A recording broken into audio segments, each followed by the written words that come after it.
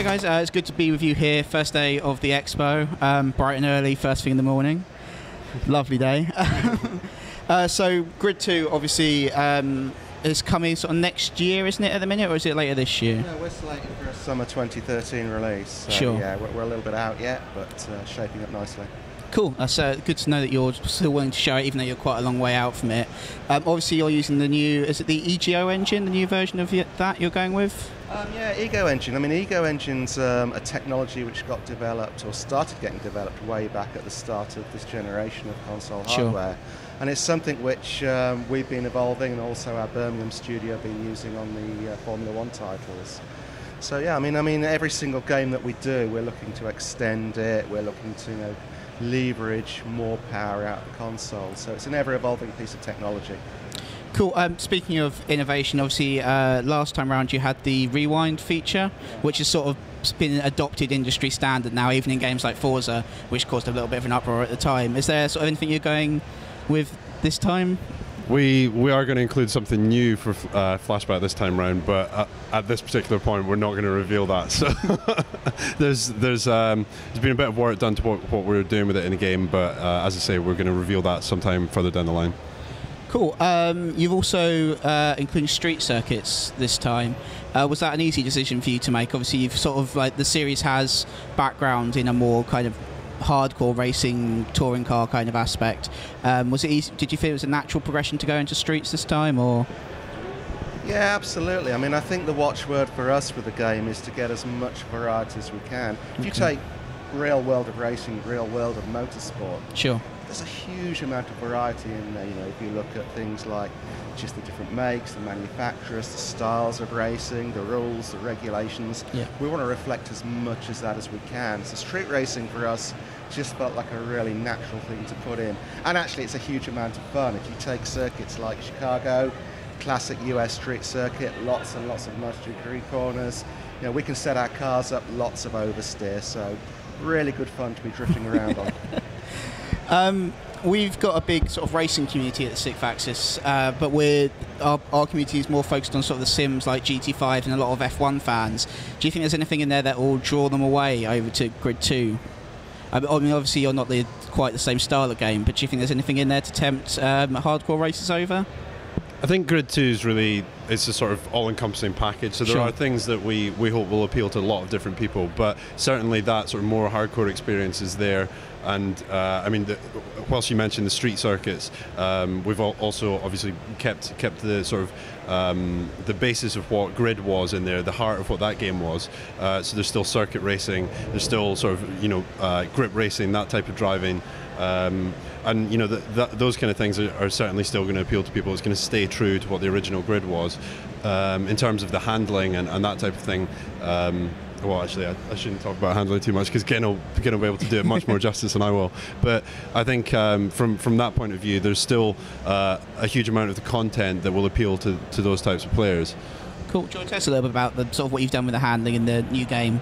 Yeah, so the handling for Grid2, the main thing is we want to be able to, we've got a good selection of cars, but we want to make sure we got the character of each and every car. They really mean something to us. We haven't got like any throwaway cars. We've all hand-picked those cars. So when we pick those cars, they have a certain character we want to get into the game. So we do a lot of research, and the Ego engine allows us to get that character out, so you can really feel it in the pad or on the steering wheel. The main sort of changes we're looking at are, if you've tried the original Grid, there's good handling there. So we're taking that further. We know that the players like the original handling, so we just develop that further so that you can really hang those drifts and enjoy them, and just come back from them as well. It's all the thrills, no spills. Cool. I like that. It's a nice little tagline. Talking earlier about the touring car routes of the series way back when, have you got any plans? Because obviously with our sort of the racing community we've got, that's something they're very interested in knowing, if you're going back towards that sort of direction a little bit, or... I think that's one of the ones on the PR list to say that we're going to talk about at a later date. That's absolutely fine. It's got RaceNet in it now, which is sort of coming across all Codemasters titles. Do you want to tell us a little bit about that and sort of its involvement in the game? And yeah, RaceNet's a really important step forwards to us. I mean, the important thing about it is to form become this community hub, you know, this one-stop shop, if you like, where fans of all our racing titles can go. You know, they can learn about what their friends are doing. We can get a lot of stat sharing in there.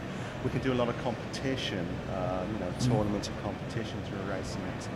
So one of the really important things with it as a web service goes at the moment is we're in beta at the moment. Sure. We launched with Showdown. Support is in there for the new F1 title. Support will be in there for the Race Stars title as well. But RaceNet 1.0, if you like, launches proper with Grid2 next summer. So there'll be a lot of new features going in.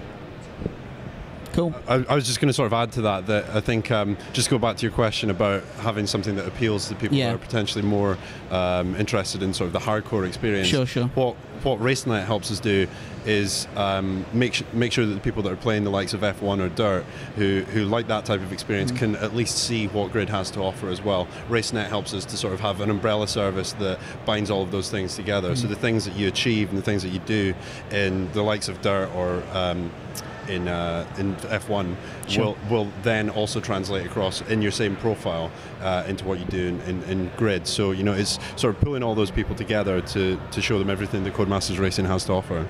On top of that as well, you know, there's a really ambitious roadmap for it. So we're web-based at the moment. We're obviously looking to expand that out to mobile platforms, etc. So you really can be accessing this stuff on the go, anywhere, anytime, 24/7. Cool. That actually sounds really interesting. It's sort of something that a lot of companies are building. And have you looked at any of the other services that are out there, sort of like EA's offerings to draw ideas from? Or? I mean, actually, what I think we can leverage with this is that a lot of the other studios that have services like this tend to only have one game or one franchise to be able to utilize the service for. What this allows us to do is actually, as I mentioned, is tie all of the Codemasters Racing titles together, because there are aspects of each of them which can be shared. Sure.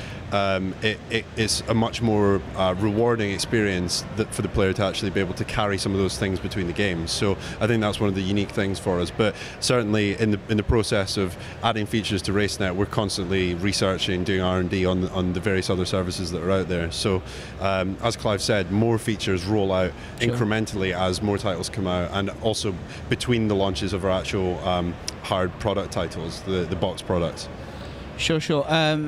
You've also, sort of the big question I find often in racing games is about the AI, because you often sort of post-release get a lot of complaints about rubber banding, etc. Is there anything you feel you've done specifically with this game's AI to make it stand out from the crowd? Absolutely. I mean, we've done a little bit of an overhaul on our AI, and you know, we have now what we're calling a driver ability system in there.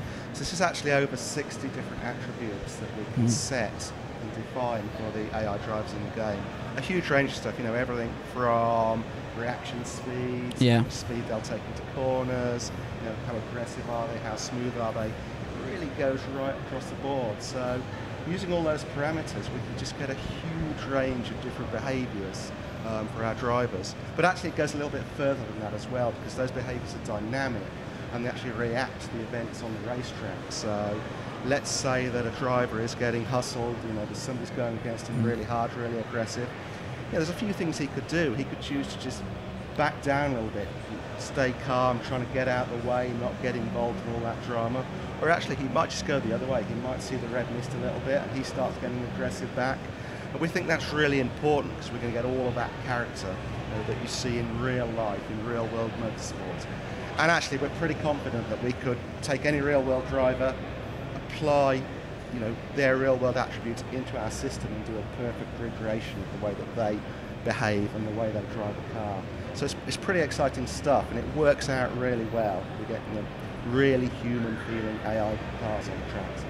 I think what that gives us for the when you look at the player's journey as they go through Grid 2, those different attributes is almost like we create a character profile for these different drivers in such a way that they're recognizable on the track as well. So if somebody does have that sort of propensity to brake very late into a corner to get the advantage, then you might notice that about them doing it very late, and you see them in, say, an event further, like maybe a couple of events down the line, and you see this guy again, and you can recognize the type of driving, his style, and actually recognize the guys as you progress through the career.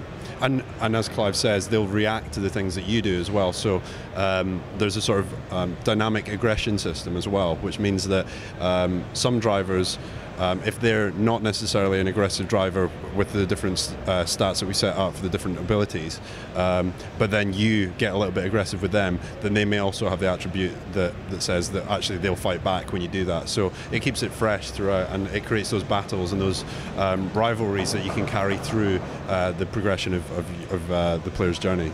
Yeah, I mean, those rivalries are actually really important to us. Obviously, winning the race is always the key goal. Yeah. You want to be first across the line. But those personal battles as well that you build up, you know, it's, well, that guy is always ahead of me, that's the guy I want to beat. You know, or maybe you're just nursing a car home that's a little bit damaged and getting a podium is important. So, as Iain said, those rivalries are absolutely critical to us. You know, that's going to pervade throughout the whole experience. Cool. And finally, the two sort of obvious questions. Are you planning anything with the PS Vita? Because we've got a lot of interest from our community about that. They're always looking for new Vita games, new Vita experiences. So nothing to announce on PS Vita at the moment. Certainly. And the second one is, with all racing games, are you building in wheel support or not going for that? Sorry. Go ahead. No, I was just going to say absolutely, and you'll be able to play that on the show floor today. But I'll let Gehan elaborate a little bit more. Thanks, Iain. Yeah, so we've worked really hard to improve the force feedback on certain steering wheels this time around. So whereas Grid 1 was excellent when it first came out, we've had a long time to develop it further. So this time, and you'll try it on the stall later on, you can really feel for grip when you're in a slide. If you just let go of the wheel, it casters towards the direction of grip as well. Cool. So you can really feel for that edge of the grip. And it's the same on all cars, and it works different based on the setup of the car as well. So if it's a front-wheel drive car and you're understeering, you're not going to get that castering effect because you're way beyond the slip angle anyway. But rear-wheel drive cars, and you've got the arse end hanging out, you can just let it go and feel for that edge of grip. Oh, cool. So you're showing that on the show floor. It's nice to actually bring wheels down for a game rather than just sort of go, oh, here's a controller, play it with that and see how it is. It's nice to go that extra mile. It certainly pulls people across the stand as well, actually. But, I mean, we have a sort of more showpiece type thing at the Virgin Media stand as well, which is inviting players to come and set the fastest possible time on the California Coast track that we're demoing here. And actually, the person that gets the best time, we're going to put in as one of these AI drivers that we talked about. So it's a pretty cool competition. That's a very original prize. I like that. Cool. Thank you very much for your time, guys. Great.